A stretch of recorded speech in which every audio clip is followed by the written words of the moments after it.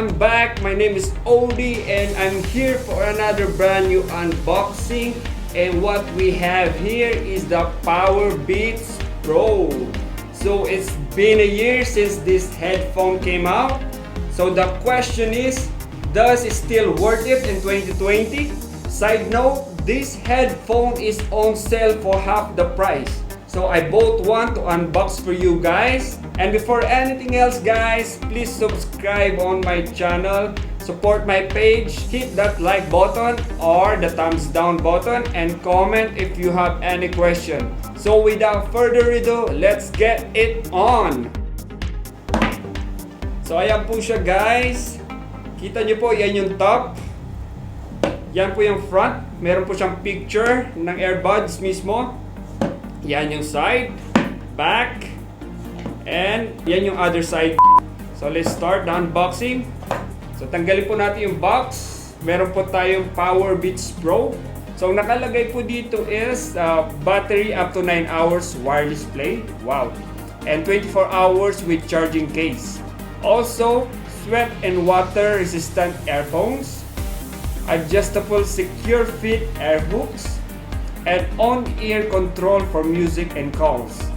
So yan po, meron siyang isang box sa loob. Sa mga hindi po nakakaalam guys, itong Powerbeats Pro is associated or with collaboration with Apple. So nakalagay dito yung serial number, part number, and this is made in China. So start na natin buksan. Okay.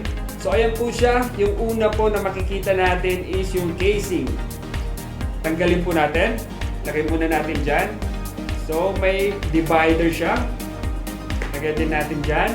So, inside, we have the lightning cable for charging. Ito po. Color black to match the Powerbeats Pro. And also, we have air tips, different sizes. And, tanggalin po natin. So, nakasulat po dito na fast fuel. For 5 minutes charge, meron kang 1.5 hour play.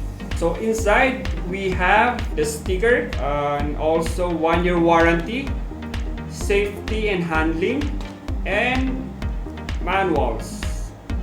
So ibalik po natin sa lalagyan at ilagay natin dyan. So punta naman tayo ngayon sa Powerbeats Pro. So kung makikita nyo guys, yung kulay is matte black and we have a charging input sa likod. And we have LED lights sa harap. So masasabi ko guys, the size is a little bit bulky. So meron po akong AirPods Pro for comparison. So ayan po siya guys. So the size is obviously much thicker and bigger sa Powerbeats Pro. However, the weight is much lighter po yung Powerbeats Pro. Pero they are both felt premium. Inside the case is we have the earbuds. Once we open it, makikita po natin na umilaw po yung LED light. And also we have a physical button po sa loob for connection. And we have the pair of earbuds. Lagay muna natin dyan. So ayan po yung earbuds natin. Yan po yung Powerbeats Pro. So kung mapapansin nyo guys, yung pagkakaiba niya sa ibang brands is meron siyang air hooks. So meron po tayong physical button, meron po tayo sa center, and also meron po tayo sa top.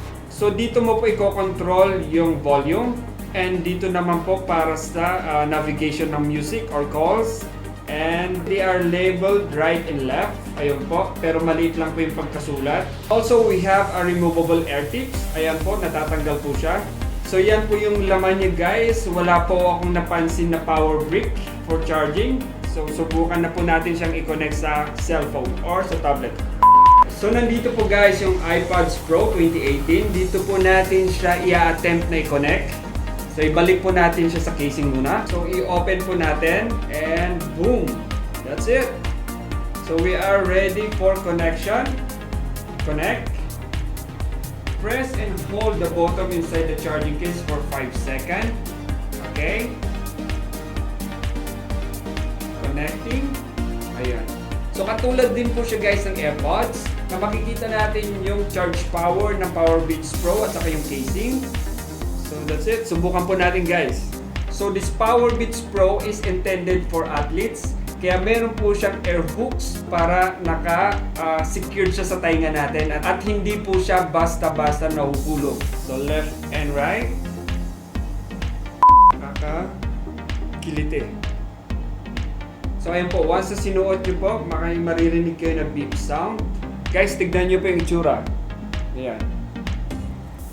So yan po, meron na po tayong naririnig yung music. I-try natin i-volume up gamit yung physical button. Okay.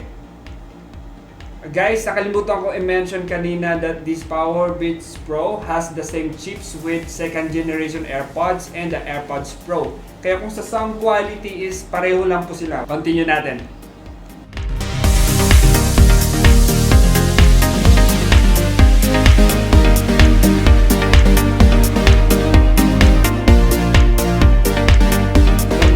Quality is good, decent. So subukan na po natin yung mga buttons niya. So single tap, play music and pause. So double tap to skip to next music.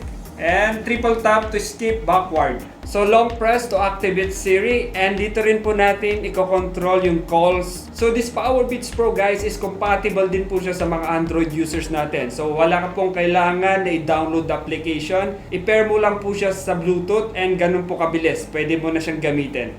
So ayun po siya guys. Tapos na po yung unboxing natin. So yung feedback ko dito sa Powerbeats Pro is una, maganda po siya kasi secured siya sa tainga natin. Pangalawa is may mga physical buttons po siya kaya madali po siyang i-navigate. Pangatlo is compatible po siya sa Android saka sa iPhone. Sa negative naman is unang-una yung price niya dati. Nung lumabas po ito is nasa $250 US. Pangalawa is yung air hooks niya guys. Na-try ko na yung mga gantong air hooks noon and sumasakit yung top ng tainga ko. Depende siguro sa shape ng mga tainga natin. Pangatlo guys is masyado siyang bulky. So kinumpare natin kanina sa size niya sa AirPods Pro. So ito, pwede mo siyang ibulsa guys. Ginagawa nilang dangle, yung iba ginagawa nilang kwintas, ganon. Man, this is huge. Hindi mo pwedeng gawin yon. Hindi naman masyado pero mas malaki siya. Double the size of the AirPods. So worth it ba siya sa 2020? Kasi ngayon sale po siya, half the price na lang. Kasi maganda naman yung sound quality. Plus, if you are an athlete or you work out, yeah, I advise you to get this one rather than the AirPods. So ayan po guys, dyan po tayo nagtatapos. Thank you for watching this unboxing and see you guys next time. Please subscribe and hit that bell button or like button guys. And see you guys next time for our next unboxing.